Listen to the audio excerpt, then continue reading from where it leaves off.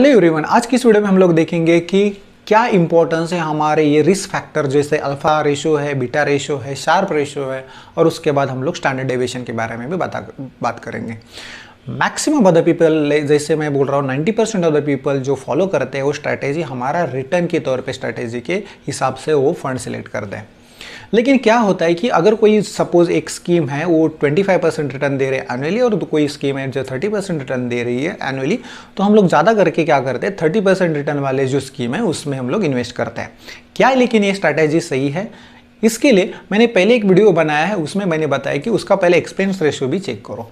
तो उसके expense ratio और एग्जिट लोड के बाद आपका एनालिसिस का काम आता है जो है हमारे ये सारे रिस्क फैक्टर्स हमारे देखने का। तो पहले बात करते हैं हमारे अल्फा रेशो के बारे में। तो अल्फा रेशो क्या होता है कि कोई भी अगर सपोज XYZ स्कीम है और जो AMC ने सपोज XYZ स्कीम लाया है तो उसका पहले अल्फा रेशो हम लोग को एनालिसिस करना पड़ता है, उसका अल्फा रेशो क्या है। तो अल्फा रेशो के पहले कोई भी XYZ स्कीम एक बेंचमार्क इंडेक्स को फॉलो करती है, तो बेंचमार्क इंडेक्स सेट करते हैं। बेंचमार्क इंडेक्स क्या होता है, जैसे निफ्टी 50 फंड जैसे निफ्टी 50 इंडेक्स है, उसके बाद S&P 500 है, ऐसे बहुत सारे इंडेक्स है, उनको क्या करते हैं वो सेट करते हैं या फिर उनको फॉलो करते हैं। तो इसका मतलब ये हुआ कि हम लोग का अभी इंडेक्स फिक्स हो गया है बराबर। तो उसके बाद अभी अगर सपोज अल्फा का वैल्यू 1.50 है, इसका मतलब क्या हुआ, जैसे ही वो इंडेक्स हमारा 100 रुपीज़ का प्रॉफिट देगा तो हमारा जो स्कीम है, जैसे मैंने इधर लिखा है कि SBI ब्लू चिप फंड। तो SBI ब्लू चिप फंड जो है उसका अगर आप देखोगे तो इंडेक्स उसका इंडेक्स ये है। तो अगर मैंने 1.50 के % के अगर बात करूँगा अल्फा रेशो की, तो उसका मतलब ये हुआ कि वो स्कीम अगर हमारा इंडेक्स 100 रुपीज़ प्रॉफिट दे रहा है तो अपना स्कीम हमारा देगा 101.50 रुपीज़ प्रॉफिट। इसका मतलब अगर मैं अल्फा के वैल्यू अगर निगेटिव कंसिडर करूंगा, जैसे -2% कंसिडर करूंगा, तो अगर वो इंडेक्स 100 रुपीज़ प्रॉफिट करके दे रहा है तो हमारा जो स्कीम है वो देगा 98 रुपीज़। तो this is a very basic और very simple way to understand the alpha ratio. तो हमारे जो फंड मैनेजर जो होते हैं वो फंड मैनेजर ट्राई करते हैं कि वो बेंचमार्क इंडेक्स को बीट करने का। तो बहुत जन ने देखा रहेगा कि कोई भी एक्सपर्ट आके इधर टीवी पे बोलता है कि हम लोग का जो स्कीम है वो कोई इंडेक्स को बीट कर रहा है या फिर बेंचमार्क इंडेक्स को बीट कर दिया। इसका मतलब क्या हुआ कि बेंचमार्क इंडेक्स के कंपेरेटिवली हमारी स्कीम ने ज़्यादा रिटर्न दिया। तो इसलिए उसको कभी कभी बोलते हैं कि फंड जो वैल्यू है अल्फा रेशो को, उसको बोलते हैं value of fund manager also. इसके साथ साथ अगर मेरा अल्फा का वैल्यू 0 हुआ तो क्या मतलब है, अल्फा का वैल्यू 0 हुआ इसका मतलब ये हुआ कि कोई भी अगर स्कीम है तो उसका जो रिटर्न है और हमारा जो इंडेक्स का जो रिटर्न है वो इक्वल है, मतलब न्यूट्रल है। तो दोनों इसमें कोई फर्क नहीं पड़ेगा, जितना प्रॉफिट वो इंडेक्स दे रहा है उतना ही प्रॉफिट हमारा स्कीम देगा। तो this is a very simple way to understand the alpha ratio. Now let's move to the next हमारे जो पॉइंट है बीटा रेशो के ऊपर। तो बीटा रेशो एक्चुअली क्या करता है कि डायरेक्टली इंपैक्ट करता है हमारे मार्केट के वोलेटिलिटी के ऊपर। तो मार्केट का वोलेटिलिटी आपको सबको पता है कि फ्रॉम 2008 टू दिस 2022 कितना मार्केट वोलेटाइल हुआ है। जैसे 2020 में देखा कि मार्केट पूरा डिप गया था, उसके बाद वापस रिकवर हो गया। तो जो वोलेटिलिटी है वो डिसाइड करता है हमारा बीटा रेशो। तो क्या ये बीटा रेशो हमारा ज़्यादा होना चाहिए या कम होना चाहिए, ये हम लोग पहले इसमें देखते हैं। तो इसका मतलब अगर फॉर एग्जांपल के अगर एग्जांपल के तौर पे अगर देखा गया तो अगर सपोज बीटा रेशो मैंने 1.20 लिखा है, तो 1.20 का इसका मतलब क्या हुआ कि अगर मार्केट अगर 1 रुपीज़ से अगर बढ़ गया तो हमारा जो स्कीम XYZ स्कीम वो हमारा 1.20 से बढ़ेगा, मतलब वैल्यू उसका बढ़ेगा। लेकिन अगर मार्केट अगर सपोज 1 रुपीज़ से माइनस हो गया तो हमारा स्कीम भी क्या करेगा, -1.20 से डिक्रीज होगा, मतलब जो वैल्यू है उतना ज़्यादा कम होगा। तो क्या ये सही है हमारा बीटा रेशो अच्छा होना, बीटा रेशो हमारा ज़्यादा होना? तो बीटा रेशो हमारा अगर ज़्यादा होगा इसका मतलब रिस्क भी बहुत है। तो इसीलिए हमारा बीटा रेशो का जो स्टैंडर्ड वैल्यू बोला है वो 1 रहना चाहिए। तो लेकिन स्टैंडर्ड वैल्यू अगर 1 हुआ इसका मतलब क्या हुआ कि वो इक्वल हो गया, जैसे मार्केट वोलेटाइल करेगा वैसे भी हमारा स्कीम भी वोलेटिलिटी फॉलो करेगा। तो ये हमारा जो स्कीम है वो अच्छा नहीं रहेगा, क्योंकि अगर बीटा =1 और मोर देन 1 के लिए हमारा वो स्कीम सिलेक्शन बहुत रॉन्ग साबित हो सकता है। तो हमारा अगर सपोज 1 से लेस अगर कोई बीटा रेशियो का स्कीम है तो उसमें हम लोग जा सकते हैं। सपोज फॉर कंसिडर अगर 0.70 अगर मेरा बीटा रेशियो है, तो क्या होगा कि अगर कोई इंडेक्स अगर 100 रुपीज़ से बढ़ता है तो हमारा जो स्कीम है वो 100 रुपीज़ से नहीं बढ़ेगा, हमारा स्कीम बढ़ेगा 70 रुपीज़ से। तो अगर इंडेक्स हमारा 100 रुपीज़ से डिक्रीज हो गया तो हमारा स्कीम जो है वो 100 रुपीज़ से डिक्रीज नहीं होगा, वो डिक्रीज होगा हमारा 70 रुपीज़ से। तो इसमें क्या होता है कि ये रिस्क फैक्टर इसमें कम रहता है। तो those who don't want to be go into risk, then beta ratio always select in such a way that which is less than 1. 0.70 से लेस भी अगर हो गया तो अच्छा है, लेकिन लास्ट केस में मैंने बताया अल्फा रेशियो उसका ज़्यादा होना चाहिए।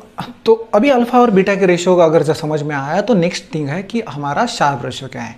तो शार्प रेशियो कब पिक्चर में आ जाता है, जब भी आपके पास अगर दो स्कीम है, सपोज वो सेम कैटेगरी के, जैसे एसबीआई ब्लू चिप फंड है और एक्सिस ब्लू चिप फंड है, तो दोनों सेम कैटेगरी के हैं। तो अगर मुझे इसमें कंपैरिजन करना है कि कौन सा स्कीम मुझे अच्छा है, कौन सा एएमसी कंपनी का स्कीम अच्छा है, तो उसके लिए आपको शार्प रेशियो देखना जरूरी है। तो शार्प रेशियो में क्या होता है कि दो सेम कैटेगरी के फंड अगर मुझे कंपैरिजन करना है तो शार्प रेशियो का यूज़ होता है।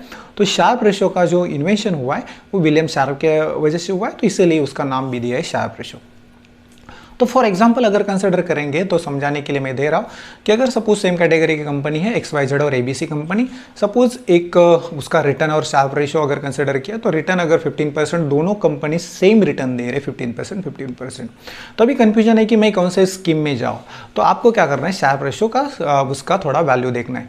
तो एक कंपनी अगर 1.25% दे रहे हैं और दूसरा 1% दे रहे हैं अगर शार्प रेशियो का वैल्यू, तो आपको हमेशा 1.25% का जो स्कीम दे रहा है वैल्यू उसके ऊपर जाना चाहिए, क्योंकि जितना शार्प रेशियो हमारा बड़ा होगा उतना वो हमारा स्कीम अच्छा होगा। तो शार्प रेशियो इतना भी हमारा कॉम्प्लिकेटेड थिंग नहीं है जैसे हमारा अल्फा और बीटा था।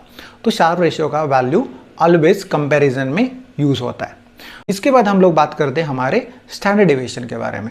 तो स्टैंडर्ड डेविएशन क्या है? स्टैंडर्ड डेविएशन मतलब कोई भी एक बेंचमार्क वैल्यू है, तो सपोज ये XYZ वैल्यू है या फिर ये 0 वैल्यू है, तो 0 वैल्यू के कंपैरेटिवली में हमारा डेविएशन कितना है कोई स्कीम का रिटर्न का। डेविएशन समझाने के लिए मैं एक काम करता हूँ कि एक आपको एग्जांपल देता हूँ कि सपोज मैं एक्सिस ब्लू चिप फंड ले रहा हूँ। तो एक्सिस का एक कोई फंड है जो सपोज एक एवरेज रिटर्न देता है 15% और उसका स्टैंडर्ड रेशियो है 3%। इसका मतलब क्या हुआ कि मेरा जो एवरेज रिटर्न 15% और स्टैंडर्ड डेविएशन है 3%, अगर मैं इधर ड्रॉ करूँगा तो उसका डेविएशन कितना अगर मेजर करना है तो उसमें मिनिमम और मैक्सिमम वैल्यू अगर मुझे निकालना है तो 15 में से 3 सब्ट्रैक्ट करो तो हमारा जो भी रिटर्न मिलेगा जैसे 12%, और अगर मैं 15 में ऐड करूँगा 3% तो क्या मिलेगा 18%। तो इसका जो रेंज है हमारा जो रिटर्न का ये कोई स्कीम का तो होगा 12 to 18%। लेकिन क्या स्टैंडर्ड डेविएशन ज़्यादा होना जरूरी है या फिर ज़्यादा होना हमारे लिए फ़ायदेमंद है? नहीं, जितना हमारा स्टैंडर्ड डेविएशन ज़्यादा होगा उतना हमारा रिस्क भी ज़्यादा होगा। तो ऐसा हम लोग को स्टैंडर्ड डेविएशन सिलेक्ट करना है जिससे कि हमारा रिस्क कम हो जाएगा। तो ऐसा स्कीम सिलेक्ट करो जिसमें हमारा स्टैंडर्ड डेविएशन मिनिमम होगा, क्योंकि क्या होगा कि जितना हमारा स्टैंडर्ड डेविएशन कम होगा उतना हमारा रेंज भी हमारा कम होगा, तो उसमें रिस्क भी हम लोगों का कम होता है।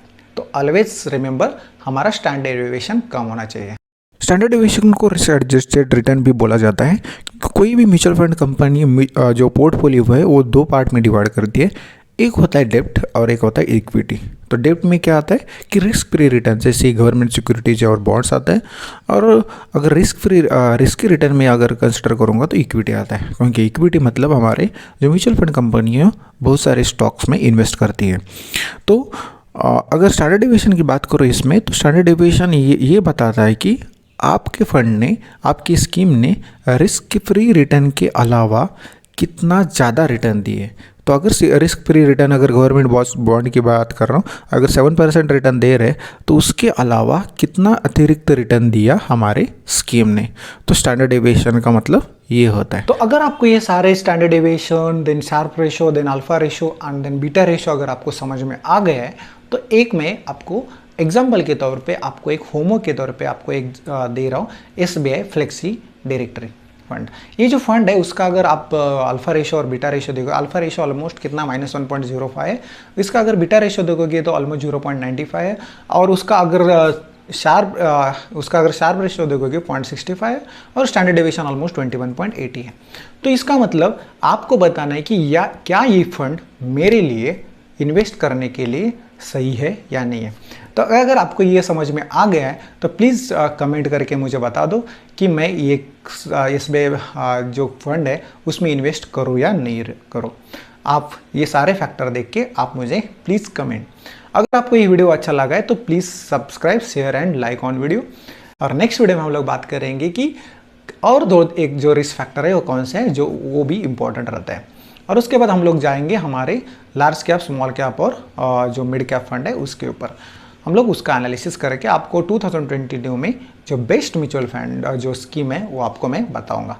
तो thank you very much. Please subscribe, share and like on video.